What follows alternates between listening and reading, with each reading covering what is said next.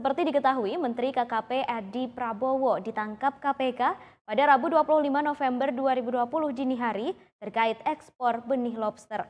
Jauh sebelum Edi ditangkap, bahkan saat kebijakan tersebut baru digaungkan, Susi sudah menentangnya.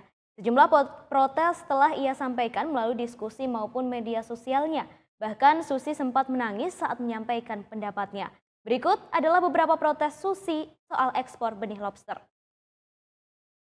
Protes Susi soal kebijakan ekspor benih lobster disampaikannya dalam webinar yang diselenggarakan PBNU pada Kamis 23 Juli 2020.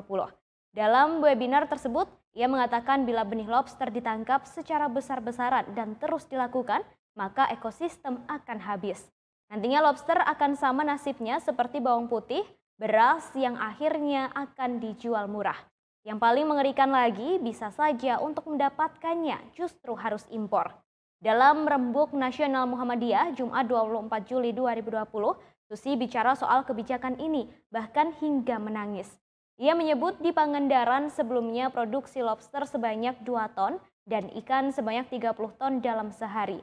Namun kini ikan sudah banyak diambil, bibit lobster juga diambil hingga membuatnya merasa sedih. Kemudian di akun pribadinya, 10 Desember 2019, Susi kembali mencuit dan menyebut lobster adalah sumber daya alam yang bernilai ekonomi tinggi. Menurutnya lobster tidak boleh punah hanya karena ketamakan manusia untuk menuai bibitnya. Kemudian pada 14 Desember 2019, Susi pernah mencuitkan juga soal kebijakan ekspor benih lobster ini. Ia menanyakan soal ekspor bibit dan menyarankan untuk menunggu bibit tersebut menjadi lobster besar. Sebab bila yang diekspor adalah lobster yang bukan bibit, harganya bisa lebih dari 30 kalinya. Susi juga pernah mencuit mengkritik Edi Prabowo.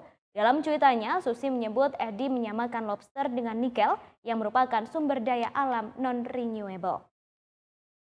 Pengambilan benur ini kita larang karena diambil oleh masyarakat yang tidak mengerti keberlanjutan dan kehidupan para nelayan.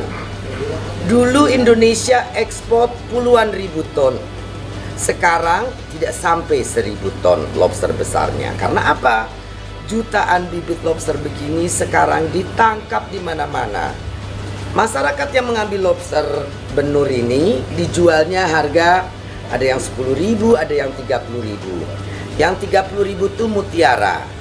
Pedagangnya, pengepulnya menjualnya katanya 100.000. Tapi di Vietnam katanya 150.000.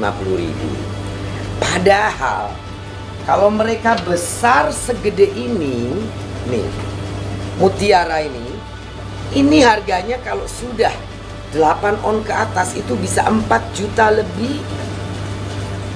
Pada saat hari rame Natal atau tahun baru Cina bahkan bisa lebih dari 5 juta. Yang kecil-kecil saja minimal ratusan ribu sudah harganya. Jadi bukan cuma pemerintah, rakyat sendiri yang rugi, para nelayan.